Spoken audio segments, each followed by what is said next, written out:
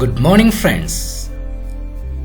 I know I am getting feedback that it is rigid, very difficult to understand. Don't worry. I am just introducing and explaining just basics of Java and Bluej, especially theory of them. Next year, in more details, our legend teacher Dilip sir will take in all the aspects. Last class, we were discussing about tokens, the smallest meaningful element in Java is called tokens. Example: identifiers, keywords, constants, variables, data types, operators. And in the operators there are 5: arithmetic operators, plus, minus, multiplication, relational, etc., assignment operators, and unary operators. Unary operators are used to increase or decrease the value stored in a variable by 1. Increase by 1 or decrease by 1. Plus plus. Example, you see a plus plus. That means a is equal to a plus 1. So what is the value of this a? 8. Look here, 8. 8 plus 1, 9. Where it will say here? Here, this a. A means 9. Increase. Now decrease by 1. A minus minus. A is equal to a minus 1. That means a is equal to a means 8. A is equal to 8. Assignment operators. A minus 8. 8 minus 1, 7. This is the use of unary operators. These are the assignment operators. Or without mathematics we can say name is equal to Don Bosco, age is equal to 16, then height is equal to 5.3. Same way you can use assignment operators using is equal to symbol. Now what is the precedence of operators?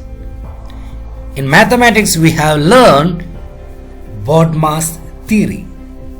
Similarly, in Java, when an expression contains more than one operator, we use the rule of BODMAS to evaluate the precedence of operators. Example: first parenthesis, then unary operators, exponent, multiplication, division, modulus, addition, subtract.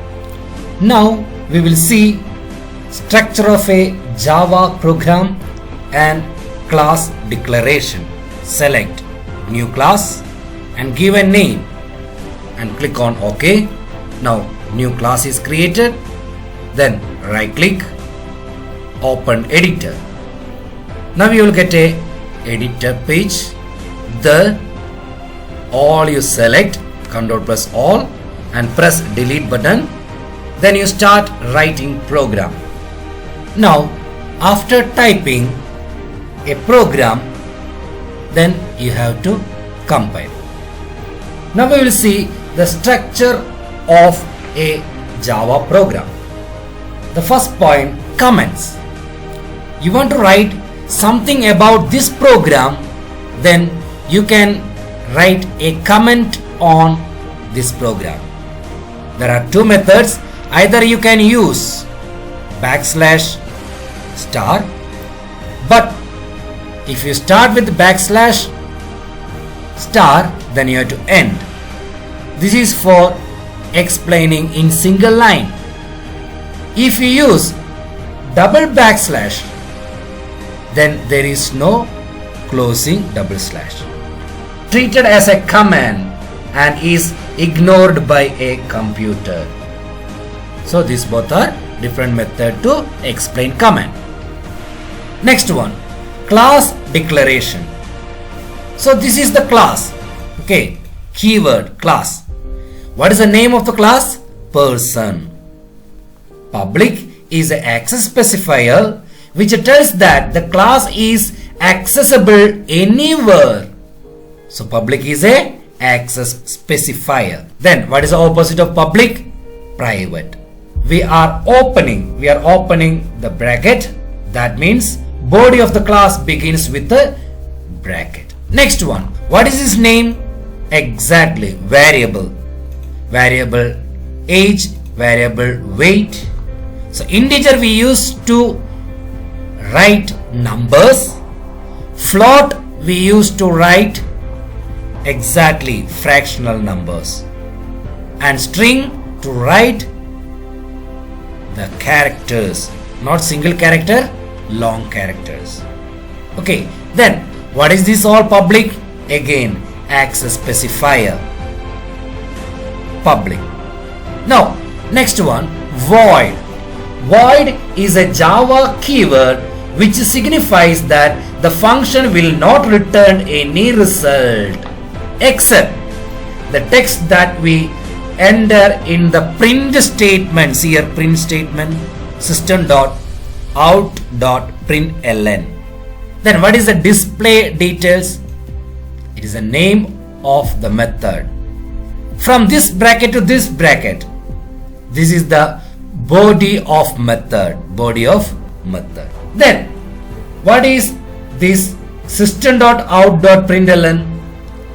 It's a statement used to print any message or result on the terminal screen. Any text written in double quotes is printed as such. Example, if in the print statement, if you write anything in the double inverted commas here, then it will print as it is.